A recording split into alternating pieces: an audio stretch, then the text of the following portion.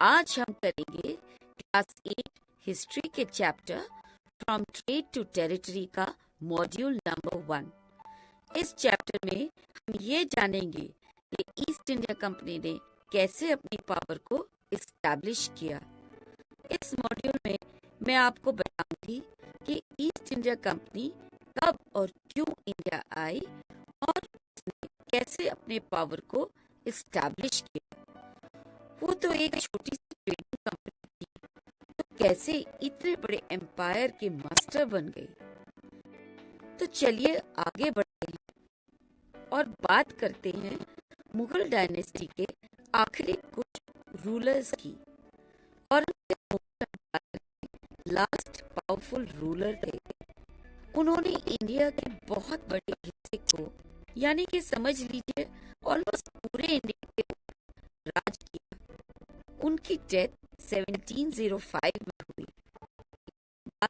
बहुत से मुगल गवर्नर्स ने, जिन्हें सूबेदार कहते थे, और जिम्मेदारों ने अपनी टेरिटरीज पर हक जमाना शुरू किया और अपने छोटे छोटे रीजनल किंगडम्स पर राज जमाने लगे।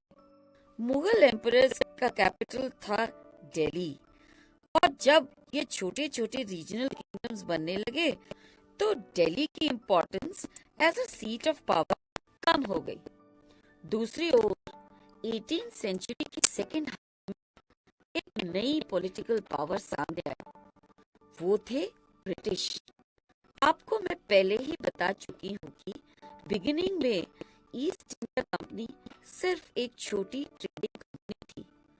1600 में क्वीन एलिजाबेथ फर्स्ट ने ईस्ट इंडिया कंपनी को ईस्ट में ट्रेड करने का अधिकार दिया था। इसका क्या मतलब था? इसका मतलब था कि कोई और कंपनी ईस्ट में ट्रेड नहीं कर सकती थी। ईस्ट इंडिया कंपनी क्या काम कर सकती थी? वे नई जगहों की खोज कर सकते थे और वहां से चीप सामान खरीदकर यूरोप में महंगे दामों पर बेच सकते थे और उन्हें इंग्लैंड की दूसरी ट्रेडिंग कंपनी से कंपटीशन में नहीं था। इन मर्केंटाइल कंपनीज का प्रॉफिट बनाने का एक ही तरीका था, सस्ते गुड्स को महंगा बेचना और अपनी कंपेटिटिव फर्म्स को दूर रखना। आपको तो ये लग रहा होगा कि अब ईस्ट इंडिया कंपनी को ट्रेडिंग करना इजी हो गया होगा। एक्चुअली जब तक ये इंडिया साउथ अफ्रीका होकर इंडियन ओशन क्रॉस करते, पोर्चुगीज ऑलरेडी इंडिया के वेस्ट कोस्ट पहुंच गए थे। उन्होंने अपना बेस गोवा में बनाया था। आपको तो पता ही है कि पोर्चुगल के एक्सप्लोरर वास्को डिगामा ने 1498 में इंडिया पहुंचने का सी रूट डिस्कवर किया था। जल्द ही फ्रेंच भी इंडिया पहुंच गए थे। East India company was the only trading company from England, पर उसे दूसरी कंट्री से बहुत कंपटीशन मिला। सभी कंपनीज वही चीजें खरीदना चाहती थी।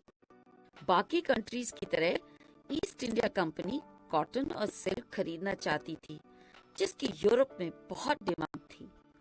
पेपर, क्लोव्स यानी लौंग, कार्डमम यानी इलायची और सिनेमन यानी दालचीनी की डिमांड भी बहुत थी।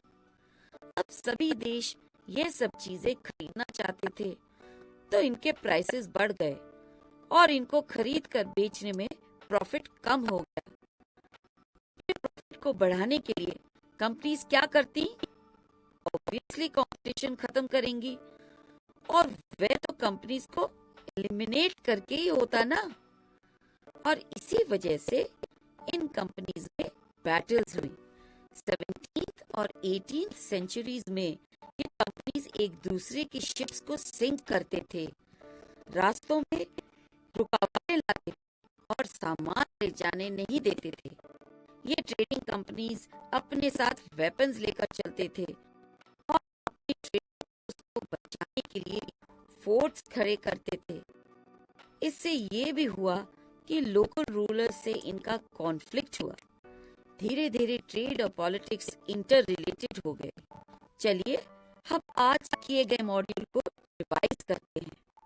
मुगल डायनेस्टी के लास्ट, पर उनकी डेथ के बाद मुगल गवर्नर्स और जमींदारों ने छोटे छोटे हिस्सों में अपनी टेरिटरीज बनाना शुरू किया। यही रीजन था कि दिल्ली की इम्पोर्टेंस कम होने लगी थी। ईस्ट इंडिया कंपनी इंग्लैंड की एक छोटी ट्रेडिंग कंपनी थी।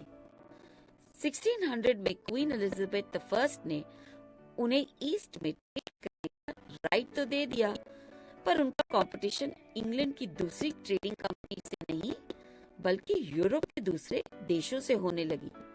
पोर्चुगल और फ्रांस भी इंडिया पहले ही आ चुके थे। 1498 में Portuguese explorer Vasco da Gama ने इंडिया के लिए सी रूट डिस्कवर कर लिया और गोवा उनका बन गया था। कॉटन, सिल्क और स्पाइसेस इंडिया से बेचते थे। प्रॉफिट इंक्रीज करने के लिए एक पेपर पर अटैक करते थे ताकि इन कंपनीज के शिप्स वेपन्स लेकर चलते थे और ट्रेडिंग पोस्ट को बचाने फोर्ट्स बनाते थे। जैसे इनका लोकल से कॉन्फ्लिक्ट बढ़ा, पॉलिटिक्स में भी इनका role.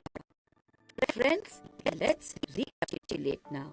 Aurangzeb was the last powerful Mughal ruler. Delhi did not remain a powerful seat of power after his death. East India was a small trading company.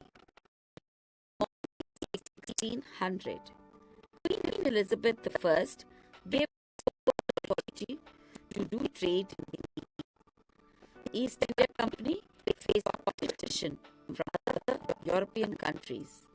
In 1498, Vasco da Gama, a Portuguese explorer, discovered a sea route to India. The Portuguese made and also started trade in cotton, silk, and spices. France also started its activities. There was Portugal and France attacked each other. The companies carried weapons on their ships and built forts around them. This led to tension and conflict with local rulers. Traders entered the political sphere. So friends, जान गए हैं कि east India क्यों। अब हम आगे बढ़ते हैं और कुछ क्वेश्चन